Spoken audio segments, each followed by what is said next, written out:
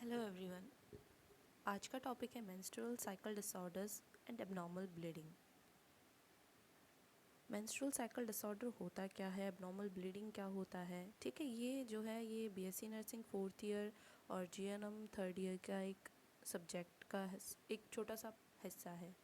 ठीक है, option gynae obstetrics and gynaecology के अंदर आता है। इसका इंट्रोडक्शन देख लेते हैं। ये होता क्या है, एबनॉर्मल कंडीशन।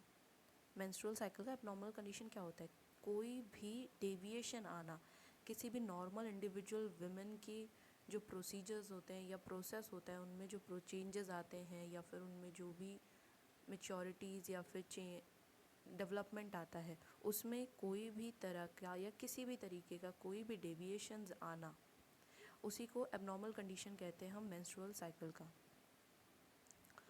और ये कंडीशन हम कैसे बोल सकते हैं कैसे अकर हुआ है, इसके कई सारे रीज़न हो सकते हैं। ये चाहे तो जो साइकिल होती है मेंस्ट्रुअल साइकिल, जो कि टोटल 28 to 30 डेज़ की होती है, उसकी फ्रीक्वेंसी या लेंथ में कोई चेंजेस आए तो हो सकती है, या फिर जो मेंस्ट्रुअल फ्लो है उसके वॉल्यूम या लेंथ में अगर कोई चेंजेस हो उसकी वजह से भी हो सकता है, या फिर टोटल नंबर ऑफ़ ईयर्स होता है जो मेंस्ट्रुएशन का। जैसे कि नॉर्मली जो मेंस्ट्रुएशन होता है वो मेनार्के जो होता है वो स्टार्ट हो जाता है अप्रॉक्स 12 to 13 ईयर्स में, और जो वो एंड होता है वो 45 to 50 ईयर्स के बीच में एंड होता है, मेनोपॉज जिसे बोलते हैं। तो इस जो टोटल नंबर ऑफ़ ईयर्स है इसमें भी अगर कोई चेंजेस आ जाता है वो भी इसी एबनॉर्मल कंडीशन के अंदर आता है। ठीक है, एबनॉर्मल कंडीशन के अंडर ही आएगा वो भी। इसके कई सारे वो हैं जो डिजीज़ बोल सकते हैं या फिर डिसऑर्डर्स भी बोल सकते हैं हम।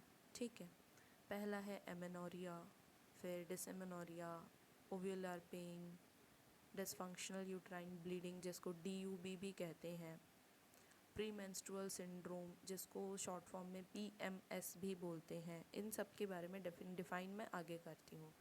मेनोरेजिया, पॉलीमेनोरिया या एपिमेनोरिया, मेट्रोरेजिया, ओलिगोमेनोरिया, हाइपोमेनोरिया। ठीक है, ये 10 जो कंडीशंस है इसके बारे में मैं आगे डिफ़ाइन करूँगी इस वीडियो में। पहला है एमेनोरिया।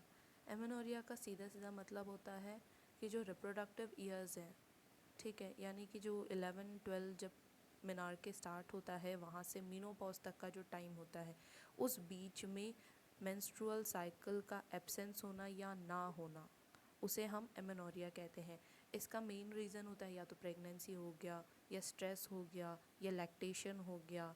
ठीक है, ये सारे इसके मेन रीज़न हैं। इसके फर्दर 2 टाइप्स हैं जो कि मैं आगे एक एमेनोरिया के अलग से वीडियो बनाऊंगी तो उसमें मैं बताऊंगी इसका symptoms, types, causes, treatment, management जो भी हैं XYZ। अगला है डिसमेनोरिया। ये क्या होता है, ये मेंस्ट्रुअल साइकिल, नॉर्मल जो मेंस्ट्रुअल साइकिल है वही होता है, लेकिन इसमें एक चीज़ और ऐड हो जाती है, इसमें पेनफुल क्रैम्प्स और पेल्विक पेन भी होता है। ठीक है, एमेनोरिया में क्या था, रिप्रोडक्टिव ईयर्स में मेंस्ट्रुअल साइकिल जब ना हो, एब्सेंस हो या नहीं हो, लैक हो, कमी हो, उसे एमेनोरिया कहा है। डिसएमेनोरिया में क्या आ गया, painful cramps and pelvic pain के साथ मेंस्ट्रुएशन होना, जो कि मोस्टली 2 to 3 डेज़ ही होता है। ठीक है, ये था डिसएमेनोरिया। फिर आता है हमारा ओव्यूलर पेन या फिर मिटलस्मर्स सिंड्रोम। इसमें क्या होता है, जो हमारा ल्यूटियल फेज़ होता है, या फिर हम ये बोल सकते हैं, सॉरी ल्यूटियल फेज़ नहीं, ओव्यूलेटरी फेज़ जो होता है, जब हमारा ओव्यूलेशन होता है, यानी कि मेंस्ट्रुअल साइकिल के मिड साइकिल के टाइम पे जब ओव्यूलेशन होता है, यानी कि अप्रॉक्स 12 to 15 डेज़ के बीच में, 13, 14, 15। ओके, इस टाइम पे क्या होता है, हमारे लोअर एब्डोमेन में वन साइडेड पेन होगा। ठीक है, जो नॉर्मल ओव्यूलेशन के टाइम ही होता है नॉर्मली, इसे हम ओव्यूलर पेन भी कहते हैं, ओव्यूलर पेन। चौथा है डिसफंक्शनल यूट्राइन ब्लीडिंग, DUB। ठीक है, इसमें क्या होता है, इसके नाम में ही इसका मतलब छुपा है। डिसफंक्शनल यानी कि फंक्शन में कुछ ना कुछ खराबी आना, वो भी क्या, यूट्राइन ब्लीडिंग, यानी कि यूट्रस में डिसफंक्शनली ब्लीड होना, यूट्रस। ठीक है, जो कि पीरियड्स के बीच में भी हो सकता है और क्या बोलते हैं few weeks, after few weeks या रिपीट भी हो जाते हैं। जैसे कि इस वीक में किसी को 2 to 3 डेज उनको ब्लीडिंग हो रही है, मेंस्ट्रुएशन हो रहा है, उसके नेक्स्ट वीक फिर से उनको हो जा रहा है 4 to 5 डेज़ के लिए, फिर उसके नेक्स्ट वीक फिर से 4 to 5 डेज़ के लिए हो जा रहा है। ये हैवियर भी हो सकती है, यूजुअली जो मेंस्ट्रुअल ब्लीडिंग होती है उससे हैवियर भी हो सकती है। ठीक है, तो इसी को हम डिस्फंक्शनल यूट्राइन ब्लीडिंग कहते हैं। ये जो ब्लीडिंग होता है वो यूट्रस से हो रहा होता है। नेक्स्ट है हमारा प्री मेंस्ट्रुअल सिंड्रोम। इसके नाम में भी सब कुछ छुपा है। प्री मेंस्ट्रुअल सिंड्रोम यानी कि मेंस्ट्रुएशन से पहले की जो बीमारी या फिर जो तकलीफ़ें हैं, ये एक साइक्लिक क्लस्टर होता है। इसमें क्या होता है, बिहेवियरल, इमोशनल और फिज़िकल सिम्टम्स सब मेंस्ट्रुएशन से पहले जो आता है। इसमें जैसे कि मान लो कुछ लोग होता है जो पीरियड्स आने से पहले बहुत इरिटेट से हो जाते हैं, या फिर किसी को बैक एक हो जाता है, किसी को डायरिया हो जाता है। ऐसे कई सारे सिम्टम्स होते हैं जो मेंस्ट्रुअल साइकिल से पहले आता है, प्रायर टू मेंस्ट्रुअल साइकिल।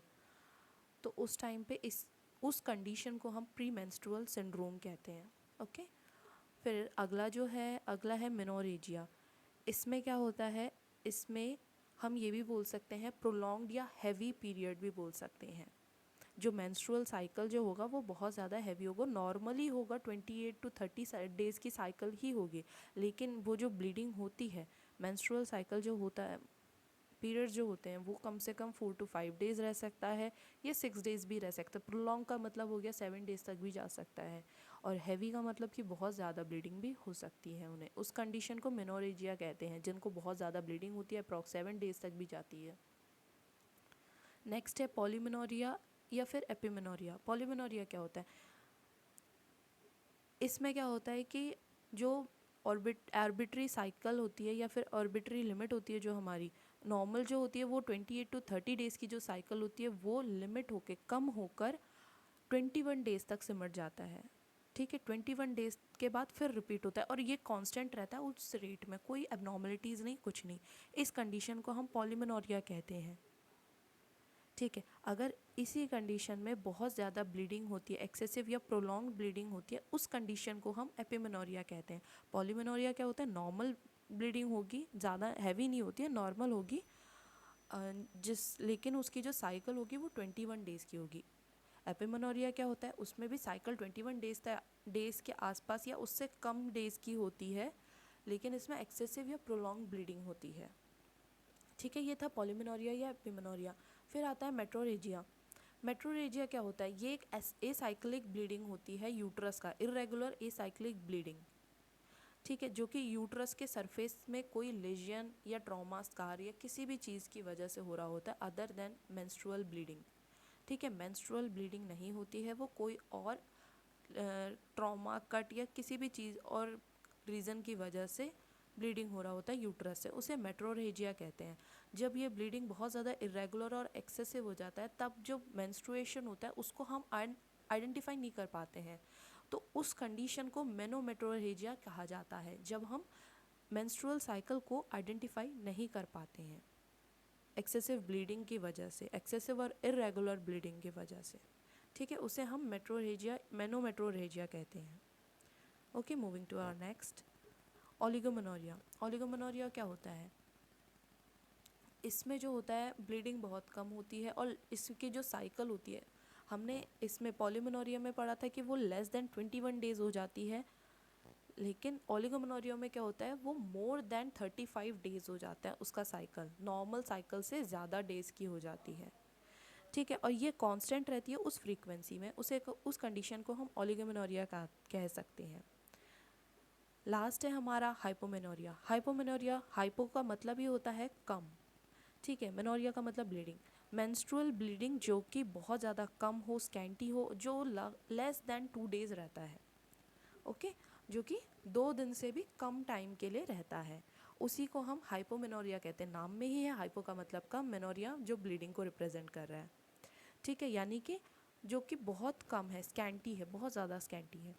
ठीक है, जो कि 2 डेज से भी कम के में रहता है। काफ़ी लोगों में जब मेनोपॉजल स्टेज आ रहा होता है तो उस टाइम पे जो ब्लीडिंग होती है वो बहुत ज़्यादा कम हो जाती है, तो उस कंडीशन को हम हाइपोमेनोरिया कहते हैं। ओके, तो आज की वीडियो यहीं तक ही थी। इसके आगे मैं वीडियो आगे अपलोड करूँगी, फिर वो अगर आपको कोई भी डाउट या कुछ भी दिक्कत परेशानी लगती है तो आप मेरे को कमेंट सेक्शन में बता दीजिएगा। Thank you.